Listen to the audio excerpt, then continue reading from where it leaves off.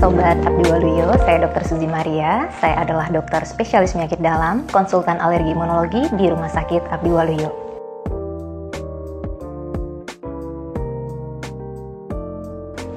Ya, sejak Agustus 2022, Indonesia sudah memiliki vaksin dengue yang baru. Dibawa ke Indonesia, didaftarkan ke Badan POM oleh PT Takeda Indonesia dengan merek Qdenga.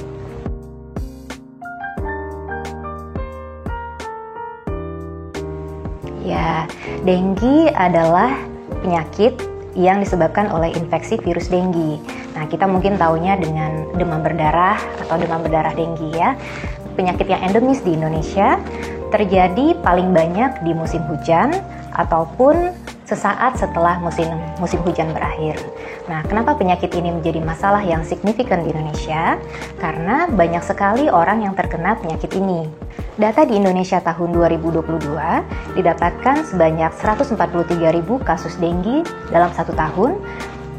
Sebagian besar terjadi pada anak-anak di bawah usia 14 tahun dan juga penyakit tersebut menyebabkan kematian pada sekitar 1.200 penderitanya. Dan kematian terjadi sekitar 73% pada anak-anak di bawah 14 tahun.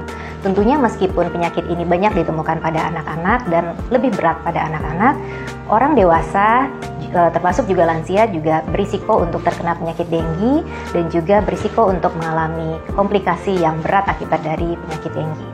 Nah, masyarakat mungkin mengenal penyakit dengue ini sebagai penyakit yang menyebabkan demam, kemudian terjadi nyeri-nyeri badan, kemudian terjadi penurunan trombosit. Nah, memang trombosit yang rendah itu berisiko untuk menyebabkan terjadi perdarahan di berbagai bagian tubuh. Jadi misalnya bisa terjadi mimisan, gusi berdarah, atau bisa terjadi perdarahan saluran cerna. Nah, di luar dari itu atau lebih dari itu, penyakit dengue atau infeksi dengue ini bukan hanya sekedar menyebabkan penurunan trombosit yang menyebabkan orang rentan untuk berdarah, tetapi bisa juga terjadi kebocoran plasma atau kebocoran pembuluh darah yang menyebabkan cairan pindah dari dalam pembuluh darah ke jaringan sekitarnya. Nah, akibatnya volume di dalam pembuluh darah kecil menjadi berkurang dan akan terjadi penurunan aliran darah termasuk ke organ-organ yang vital. Nah, pada kasus seperti itu kita sebut sebagai dengue shock syndrome, bisa terjadi penurunan kesadaran dan gangguan fungsi organ-organ di dalam. Misalnya terjadi kegagalan ginjal, kegagalan hati, dan sebagainya yang bisa berujung pada kematian.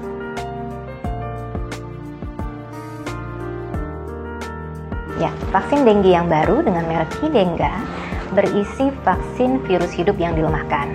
Artinya, virusnya utuh, hidup, tetapi dilemahkan, tidak mampu menginfeksi kita dan tidak mampu untuk menyebabkan penyakit, tetapi mampu untuk mencetuskan respons imun.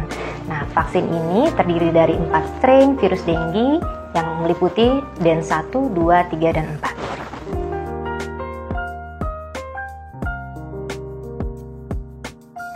Ya, pada dasarnya vaksin itu adalah upaya imunisasi aktif.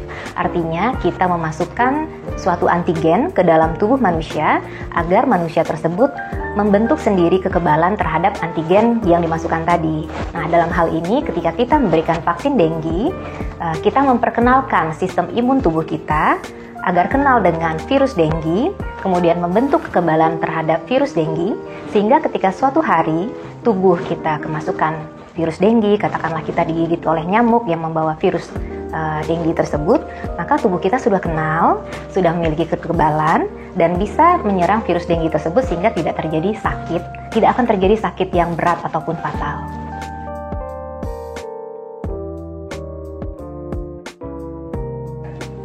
Ya, berdasarkan penelitian, vaksin dengue yang baru ini akan efektif untuk mencegah penyakit demam berdarah dengue sebesar 80% dan juga efektif untuk mencegah rawat inap akibat penyakit dengue sekitar 95%. Jadi itu angka yang tinggi sekali, baik sekali untuk suatu efikasi atau efektivitas vaksin.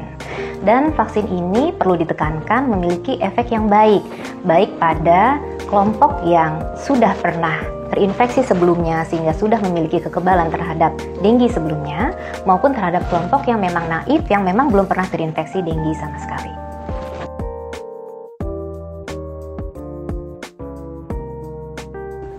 berdasarkan penelitian, tidak ada reaksi alergi berat seperti anafilaksis yang dilaporkan pada orang yang mendapatkan vaksin dengue ini.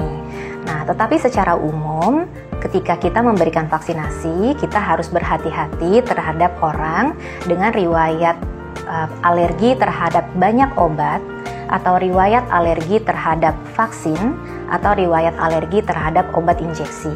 Tentu pasien-pasien yang seperti ini bukannya tidak boleh divaksin sama sekali, tetapi perlu mendapatkan pengkajian khusus mengenai apakah dia juga berisiko untuk mengalami alergi terhadap vaksin dengue yang akan diberikan.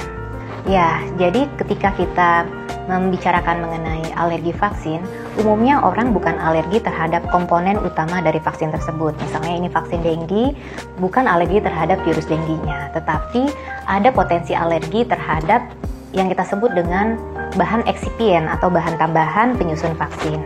Nah, vaksin dengue yang terbaru ini memiliki bahan eksipien beberapa, dan yang memiliki potensi menyebabkan alergi ada 3. Yang pertama adalah trehalose. Trehalose ini dikandung juga oleh obat-obatan yang lain, misalnya biologics seperti secukinumab, bevacizumab, dan lain-lain. Jadi misalnya ada pasien yang memiliki riwayat terhadap obat-obat biologics tersebut, perlu berhati-hati, mungkin juga berisiko mengalami alergi terhadap vaksin dengue ini.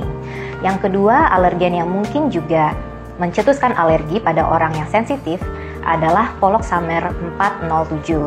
Nah, Poloxamer 407 ini banyak terkandung di berbagai obat injeksi dan bisa bereaksi silang dengan materi-materi lain yang juga terkandung di obat injeksi. Sehingga bila ada orang yang memiliki riwayat alergi terhadap obat injeksi, maka juga perlu berhati-hati, mungkin berisiko juga mengalami reaksi alergi terhadap vaksin dengue. Dan yang ketiga adalah yang berpotensi menjadi alergen, yaitu human albumin, human serum albumin. Jadi kalau ada orang yang riwayat mengalami reaksi alergi pada pemberian human albumin sebelumnya, juga perlu berhati-hati ketika akan mendapatkan vaksin dengue ini.